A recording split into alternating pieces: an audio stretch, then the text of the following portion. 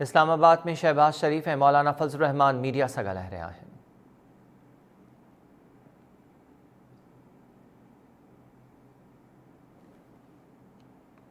بلایا جائے جس میں یقیناً 23 مارچ کا جو پی ڈی ایم نے اعلان کر رکھا ہے مہنگائی مارچ کا،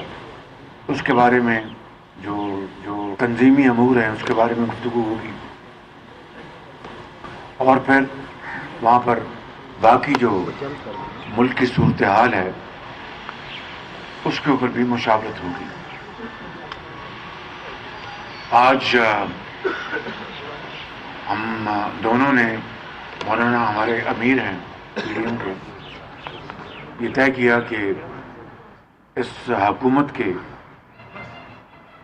جو ظالمانہ اقدامات ہیں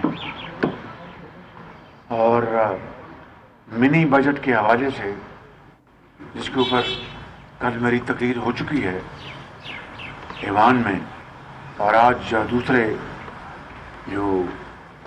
قائدین ہیں انہوں نے بھی آج اسپیچ کی ہے، اور منی بجٹ کے حوالے سے جو ایک نیا طوفان آنے والا ہے مہنگائی کا اور غریب آدمی کو بحال کرنے کا، اس کے اوپر بھی ہماری گفتگو ہوئی ہے کہ ہم ایوان کے اندر متحدہ اپوزیشن مل کر انشاءاللہ اس کا حد المقدور اس کا مقابلہ کرے گی۔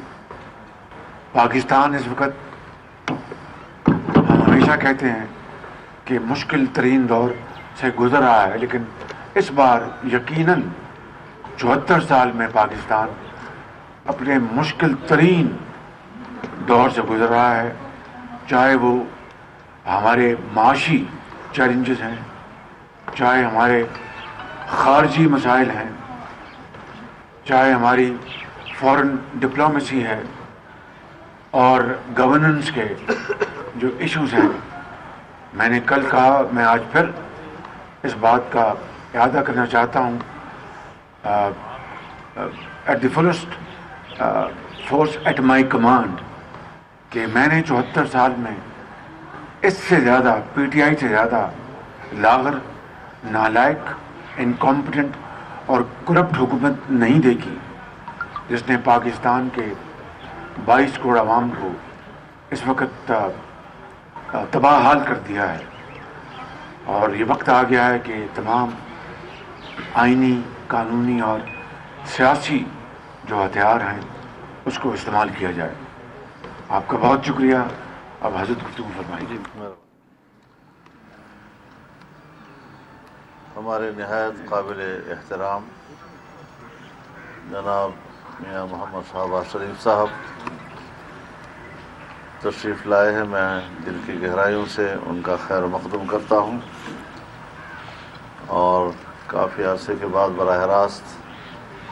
ہماری میٹنگ ہوئی ہے۔ جو صورتحال میاں صاحب نے بیان کی ہے، اور اس وقت جو منی بجٹ پیش کیا جا رہا ہے، جس سے کہ مہنگائی کا ایک نیا طوفان اٹھ کھڑا ہوگا، تعجب کی بات یہ ہے کہ جس حکومت کو اپنے عام غریب آدمی کا احساس نہیں اور بین الاقوامی اداروں کو اور ان کا مفاد ان کو عزیز ہے، ان کے مطالبات، ان کے دباؤ پر قانون سازی کی جا رہی ہے، تو ایسی صورتحال میں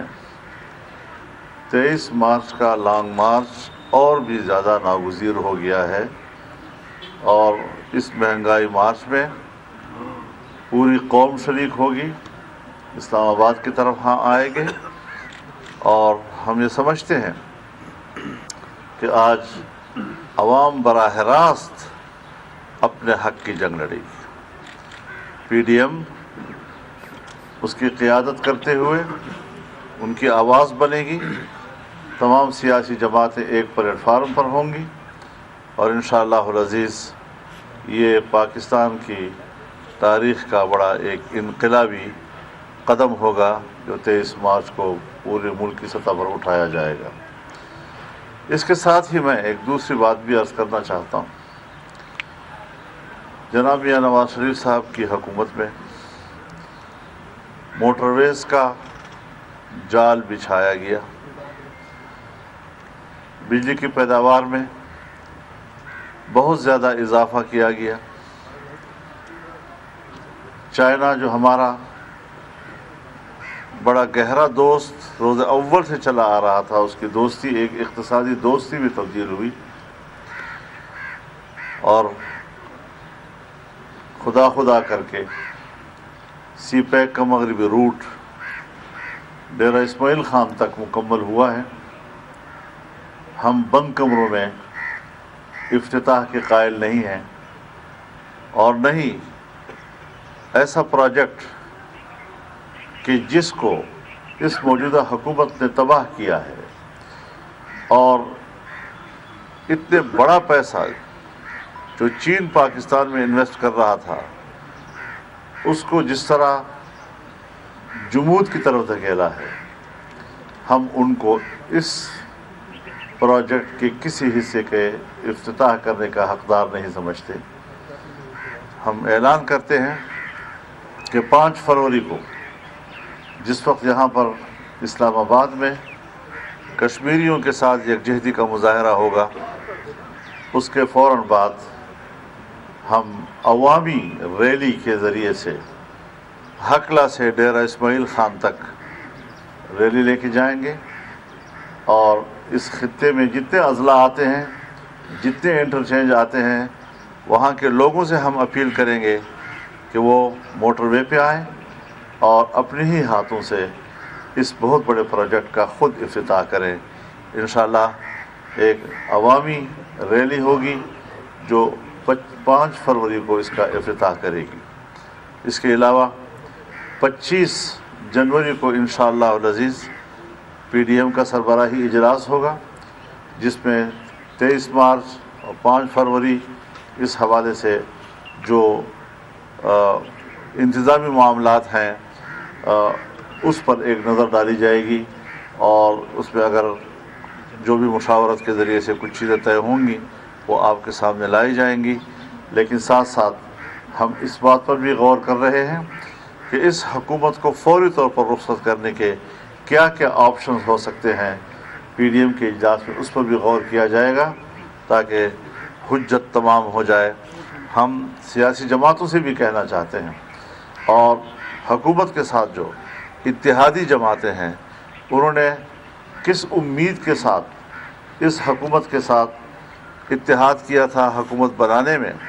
لیکن انہیں اعتراف کر لینا چاہیے کہ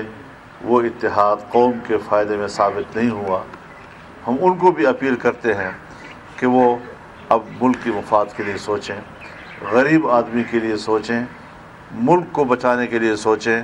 ورنہ یہ جو اس وقت منی بجٹ کی صورت میں ہو رہا ہے، اور یا اسٹیٹ بینک کو اختیارات دینے کے نام پر اس کو بھی اختیار کیا جا رہا ہے، اور آئی ایم ایف سے اس کو وابستہ کیا جا رہا ہے، تو یہ تو ایک آزاد ریاست پاکستان کو دوبارہ کالونی بنانے کی طرف ہم جا رہے ہیں۔ ہم عمران خان اور اس کے رجیم کو یہ حق نہیں دیتے کہ وہ پاکستان کی ایک آزاد ریاست کو دوبارہ کالونی بنائے اور غیر ملکی اداروں کے رحم و کرم پر ہمیں چھوڑیں۔ ہم اپنی معیشت کو آزاد رکھنا چاہتے ہیں، اور ہماری قوم محنتی قوم ہے، وہ ملک کی معیشت کی بہتری میں ایک بہت بڑا کردار ادا کر سکتی ہے، لیکن قیادت جو ہے وہ بھی اس کی اہل ہو کہ وہ عوام کی امنگوں پر پورا اتر سکے۔ میں ان 2-3 باتوں کے ساتھ ایک بار پھر جناب میاں شہباز شریف صاحب کا شکریہ ادا کرتا ہوں، اور انشاءاللہ اگلے اقدامات جب ہوں گے آپ کو میاں صاحب یہ بتائیں کہ آپ نے جیسے آئینی اور قانونی حیثیت کی بات کی ہے، تحریک عدم اعتماد لا رہے ہیں آپ میاں صاحب، تحریک عدم اعتماد کے حوالے سے بات ہوئی ہے آپ کی، کیا کہیں گے؟ جی بالکل، حضرت سے اس کے اوپر بات ہوئی ہے، اور یہی طے پایا ہے کہ پی ڈی ایم کا جو اگلا سربراہی اجلاس ہوگا اس میں یہ بطور ایجنڈا आइटम होगी बात, और उसके ऊपर भरपूर मुशावरत के बाद फैसला लिया जाएगा इंशाअल्लाह। मौलाना साहब ये फरमाइएगा, आपने ऑप्शंस की बात की हुकूमत को घर भेजने के हवाले से, क्या आप पुरुमीद हैं कि जिस तरह खैबर पख्तूनख्वा में वो न्यूट्रल रहे हैं, इन ऑप्शंस के इस्तेमाल के दौरान वो न्यूट्रल रहेंगे और आप कामयाब हो सकेंगे? मेरे ख्याल में इस हकीकत को तस्लीम किया जाना चाहिए कि जिन इदारों से हमें शिकायत थी कि उनकी मुदाखलत से 2018 का इलेक्शन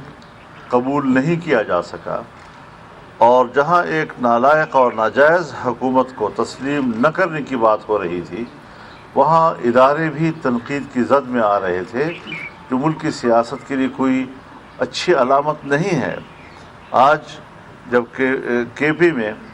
बल्दियाती इलेक्शन का पहला मरहला हुआ और हमने देखा कि कोई इदारा जो है वो इलेक्शन